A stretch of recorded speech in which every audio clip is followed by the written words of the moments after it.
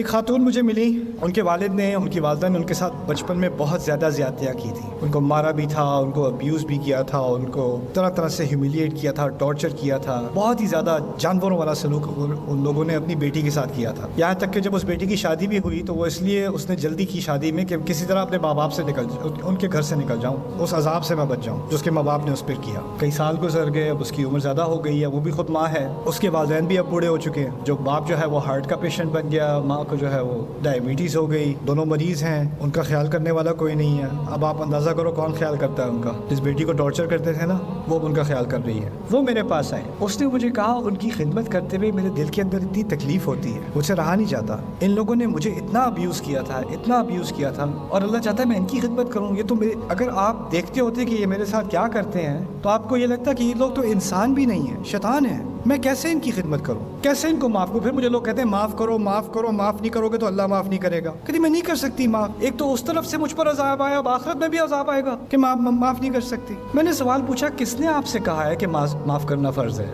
کہاں سے غلط فہمی ملی ہے آپ کو؟ وَلَمَنِ انتصر بَعْدَ ظُلْمِهِ فَأُولَٰئِكَ مَا عَلَيْهِم مِّن سَبِيلٍ. اگر کوئی اپنی مدد کرنے لگے، اگر انصاف کی طلب کرے، اس کو باقاعدہ ڈیمانڈ کرے، اس کے خلاف آپ کوئی کیس نہیں کر سکتے. اللہ تعالیٰ نے اس کی کھلی چھٹی دے دی. اور پھر بعد میں بھی یہ بھی کہا ہے فَمَنْ عَفَا وَأَصْلَحَ فَأَجْرُهُ عَلَى اللَّهِ. جو معاف کر دے اور ریکنسائل کر سکے، کر لے، اس کا اجر اللہ کے ہاتھ، اس کے اللہ کے ذمہ ہے. لیکن یہ کسی نے کوئی کنڈیشن نہیں ڈالی، لازمی ہے معاف کرنا. یہاں تک کہ یوسف علیہ السلام کے بیٹوں نے ان کو اتنا ٹارچر کیا تھا، اتنا ٹارچر کیا تھا، آپ کو شاید علم نہ ہو، ان کی بیویاں بھی اپنے سسر کی توہین کیا کرتی تھیں، ان کے پوتے بھی اپنے دادا کی توہین کیا کرتے تھے. لولا ان تفندون میں اس بات کی طرف اشارہ ہے، یعنی صرف بیٹے ہی توہین نہیں کرتے تھے، ان ابانا لفی ضلال مبین انک فی ضلالک القدیم، بلکہ ان کا پورا گھرانہ ایک نبی کو جانتے ہوئے کہ وہ نبی ہیں کئی سالوں ان کی توہین کرتے رہے، وہ ٹارچر سے گزرے ہیں. اور بعد میں جب سارا معاملہ حل ہو گیا تو آتے ہیں ہمارے لیے بھی دعا کر دیں، یا ابت استغفر لنا. یہ کوئی آسان کام ہے؟ یہاں تک کہ نبی کے لیے بھی آسان نہیں ہے. اس نبی نے بھی کہہ دیا، یہ نہیں کہا اجل یا ای یا نعم، کہا سوف استغفر لکم ربی، کروں گا ذرا بعد میں، ابھی نہیں،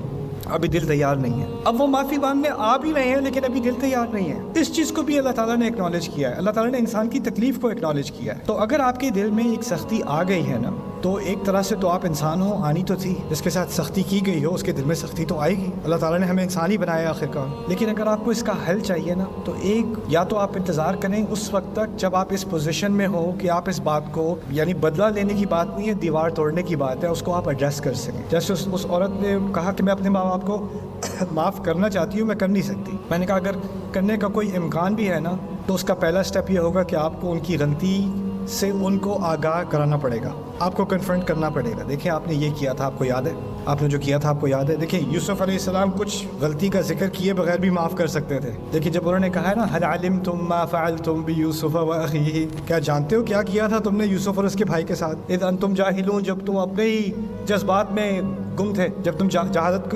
کا تعلق جذبات سے بھی ہے، جب تم اپنے جذبات میں گم ہو کے تم نے جو نفرت دی ہے مجھے، میرے بھائی کو، جانتے ہو تم نے کیا کیا تھا. یعنی کنفرنٹ کرنا پڑتا ہے. اگر کنفرنٹ نہیں کرو گے تو وہ دیوار نہیں ٹوٹے گی. اور ہو سکتا ہے اس دیوار ٹوٹنے کے بعد پھر امکان ہوتا ہے، ہو سکتا ہے کہ میں معاف کر سکوں، لیکن جب تک وہ نہیں ہوگا نا تو معافی جو ہے وہ بھی آرٹیفیشل ہوتی ہے. اس طرح ہم لوگ، بچوں کی لڑائی ہوتی ہے تو کہتے ہیں چلو گلے لگو، ہاتھ ملاؤ، مسئلہ حل ہو جاتا ہے. ایسے وہ گلے لگاتے ہوئے بھی میں تجھے چھوڑوں گا نہیں.